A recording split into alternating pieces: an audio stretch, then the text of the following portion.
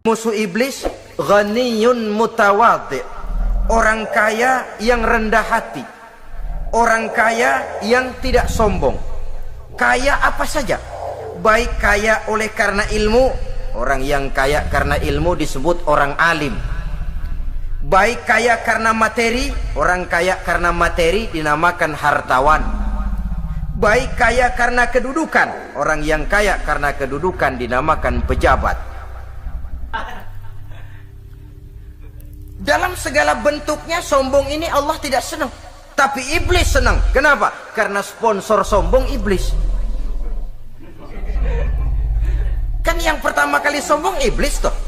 Ketika disuruh sujud kepada Nabi Adam, dia nggak mau. Ini kesombongan pertama yang terjadi dalam sejarah.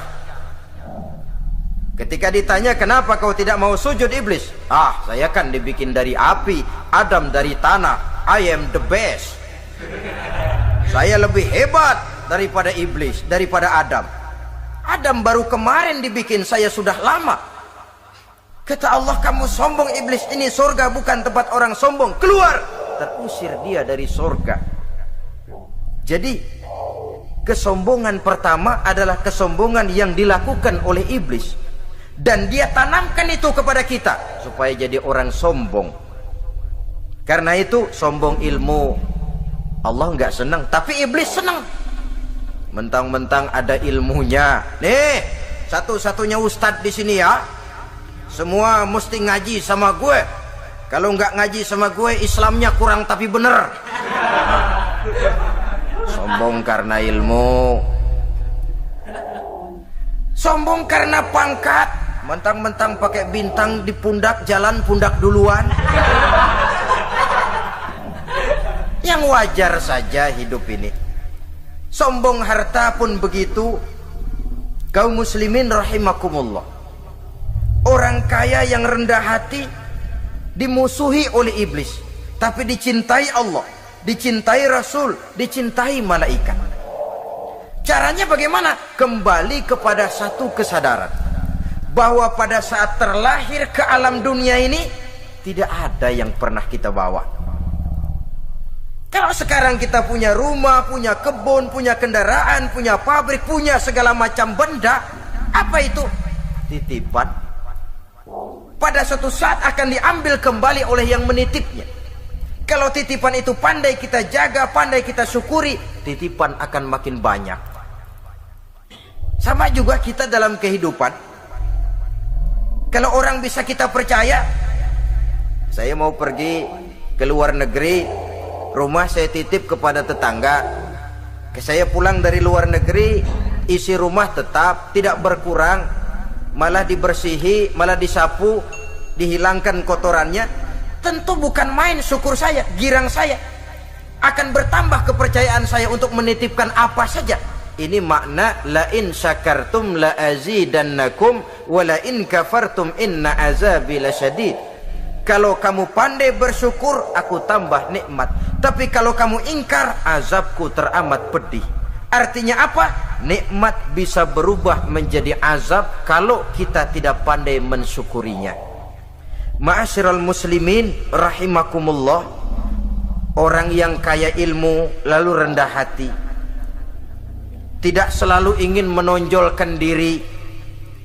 Ini kadang-kadang yang tanggung ini yang bikin berabe. Alim bener enggak, geblek bener juga enggak. Yang sedikit-sedikit mau nonjolin diri. Kalau enggak jadi imam enggak mau ke masjid, enggak jadi imam enggak mau ke musola. Pokoknya kalau enggak jadi imam marahan sama musola. Macam mana? Saudara-saudara kaum muslimin, rendah hati, tidak selalu ingin menonjolkan. Sebab orang yang selalu ingin menonjolkan dirinya biasanya orang yang kekurangan kepercayaan kepada kemampuan dirinya sendiri. Dia selalu ingin dinomorsatukan, dia selalu ingin ditempatkan pada ranking teratas. Dia tidak percaya diri. Orang yang percaya diri dapat bersikap wajar dalam kehidupan. Begitu juga kaya karena harta, dengan menyadari bahwa harta bagaimanapun banyaknya titipan dari Allah, pada suatu saat akan kembali. Dia harus dimanfaatkan sesuai dengan kehendak yang menitipnya. Begitu juga kaya oleh karena pangkat, kedudukan, dan jabatan. Pada suatu saat jabatan itu akan hilang dari diri kita. Karenanya sering saya jelaskan bahwa pangkat di dunia ini yang paling tinggi pensiun. Titel yang paling akhir almarhum. Saudara setuju atau tidak, titel itu akan saudara dapat. Bagaimanapun kita cinta kepada pangkat, kedudukan, entah pada akhirnya satu saat akan sampai kepada posisi yang namanya pensiun. Kalau sadarlah kita kepada pemikiran ke arah sana, maka untuk mencapai kekayaan, baik kekayaan harta, kekayaan kedudukan, tidak lalu menghalalkan segala cara untuk mencapai tujuan, tapi dibatasi oleh norma dan kaedah yang harus dia taati, baik kaedah agama maupun kaedah bernegara. Inilah orang ketiga yang menjadi musuhnya iblis, orang kaya yang rendah hati, orang kaya yang tidak sombong. Yang keempat, saudara-saudara, tajirun shadiq, pedagang, pengusaha yang jujur. Iblis gedek betul, benci bukan main sama pengusaha, sama pedagang yang jujur, yang tidak ngurangi timbangan, tidak nipu pembeli, tidak barang yang jelek dibilang bagus, atau yang bagus di atas yang jelek di bawah, atau dicampur yang baik dengan yang jelek supaya kelihatan semuanya jadi baik. Semua orang ingin untung, tidak ada kecuali siapapun orangnya, dan itu wajar. Setiap manusia ingin mendapat keuntungan, kalau perlu dengan modal minimal mencapai keuntungan maksimal, seperti yang diajarkan oleh teori ekonomi. Itu kan yang namanya produktif kan. Satu usaha dinamakan produktif, bagaimana kita mengeluarkan modal minimal bisa mencapai keuntungan maksimal. Silakan. Bahwa manusia ingin untung itu insting, naluri, fitrah. Tidak ada orang yang mau rugi. Tapi cara mencapai keuntungan itu yang membedakan antara seorang muslim dengan yang bukan muslim.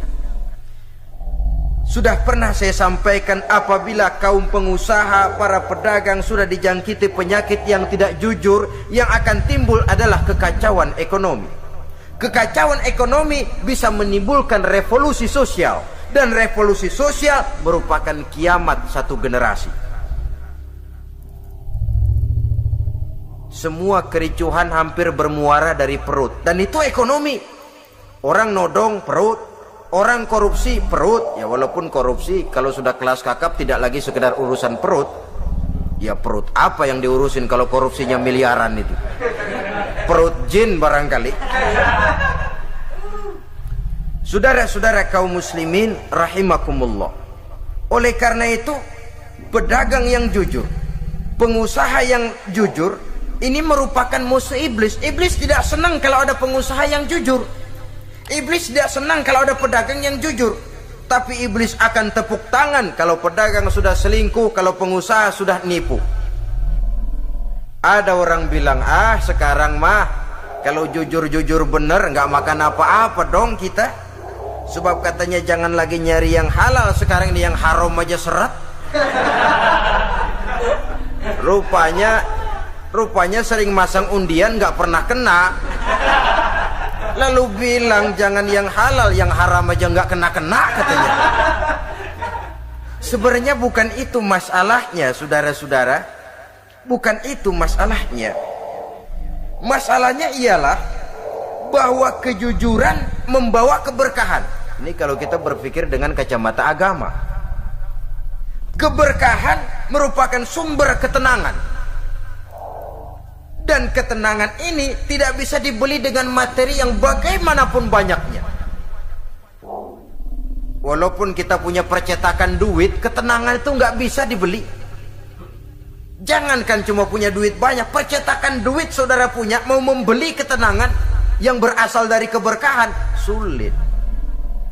Jadi kejujuran membawa keberkahan, keberkahan membawa ketenangan. Jangan macam dulu tukang sol sepatu. Ditanya oleh temannya, "Bang, ngesol satu hari dapat berapa?" 200 rupiah. Sembahyang enggak? Enggak. Islam? Islam, kalau Islam mah. Kata temannya, sembahyang dah, kali aja besok dapat rezeki lebih banyak.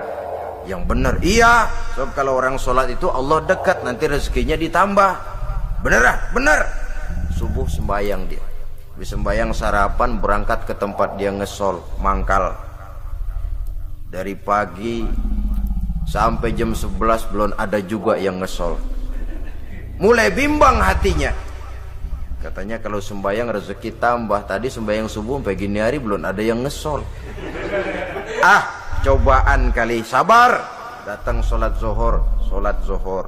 Habis zuhur nunggu lagi, belum juga ada yang datang ngesol. Udah mau pulang hampir maghrib, baru datang satu orang dan ini sendal jepit putus.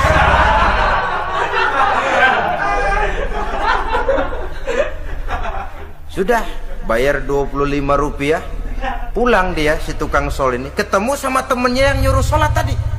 Ditanya, bagaimana penghasilan ini hari? Apa dijawab? Gua kapok deh sembahyang.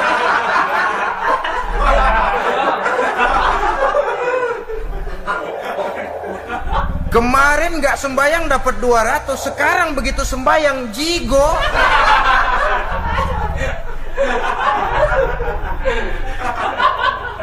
Dia tidak sadar bahwa dari kacamata agama 25 rupiah yang membawa berkah jauh lebih baik ketimbang 200 uang panas. Dari kacamata agama 25 rupiah yang membawa berkah lebih baik daripada 200 rupiah tapi panas. Sebab panas menjauhkan kita dari ketenangan. Itulah sebabnya maka pedagang yang jujur, pengusaha yang jujur menjadi musuh setan dan beruntung. Sekarang jadi pengusaha jujur-jujur nggak dapat proyek, Pak. Kalau nggak bisa semur. Padahal agama sudah menjelaskan ar-rashi wal murtashi finnar. Orang yang nyogok dan orang yang disogok dua-duanya neraka. Kenapa? Join termasuk ta'awanu 'alal ismi wal udwan. Bertolong-tolongan dalam berbuat dosa dan kesalahan. Kalau hadiah, lain hadiah.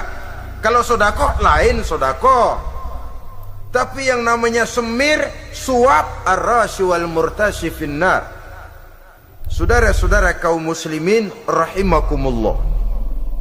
Jadi pedagang yang jujur, pengusaha yang jujur merupakan salah satu roda perekonomian. Kegoncangan ekonomi akan menimbulkan dampak sosial yang sangat luas dan kompleks.